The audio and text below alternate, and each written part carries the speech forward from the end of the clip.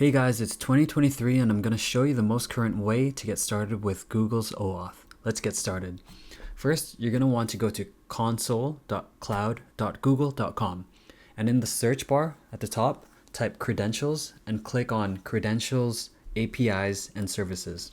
Next, you're going to want to hit the Create Project button on the right side and enter a name for your project. You can skip the organization part and then hit Create.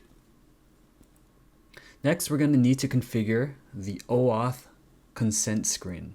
So in the search bar at the top, type in OAuth consent and click the first item that appears. Next, hit external and hit create. Now type in an app name and enter a user support email and an email for developer contact information, and then click save and continue. Now you're going to need to enter an email that you're going to use as a test user. Only emails that are added here will work in your OAuth application while testing or in localhost. Hit add and then hit save and continue. You'll be provided with a quick summary. Just scroll down and click back to dashboard. Next, on the left-hand side, click on credentials. Click on create credentials at the top and select OAuth client ID. Since we're using React, we'll go ahead and click Web Application for application type. Choose a name for your OAuth client. It doesn't really matter what it is. And here is a really important part. You're going to want to add two URIs for both authorized JavaScript origins and authorized redirect URIs. You'll want to add http://localhost and http://localhost:3000. Hit create when you're done, and next your client ID and client secret will appear in a pop-up. Save these in a text document for later.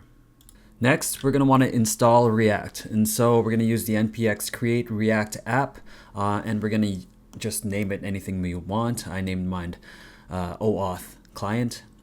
And then cd into that project, and then open it up with VS Code by typing in code period.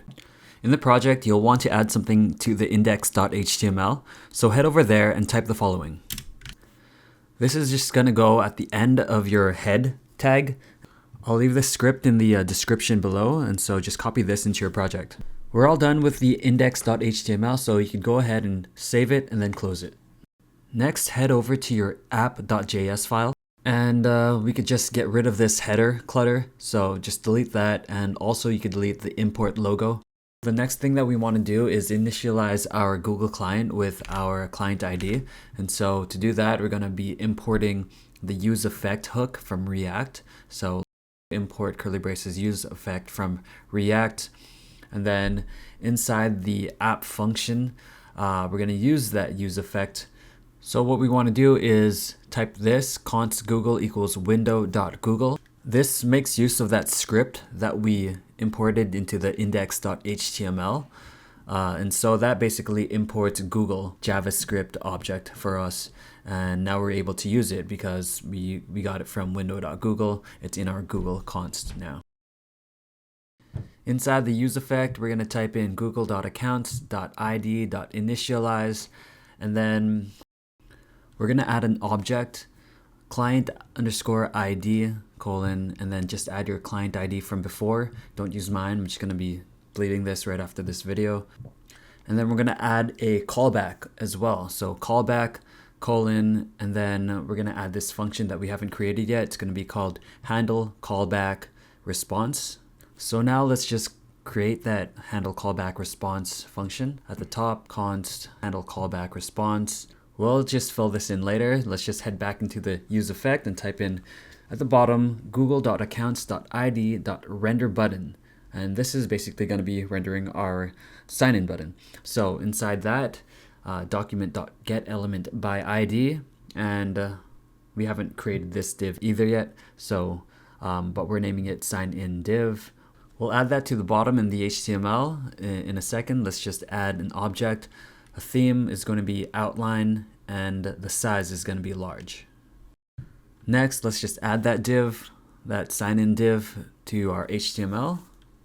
And in our handle callback response function, we're just going to be adding a console.log, and inside that we're going to have encoded JWT ID token response.credential. Don't forget to add the response into the parameters, and that's basically it to get you started with Google OAuth.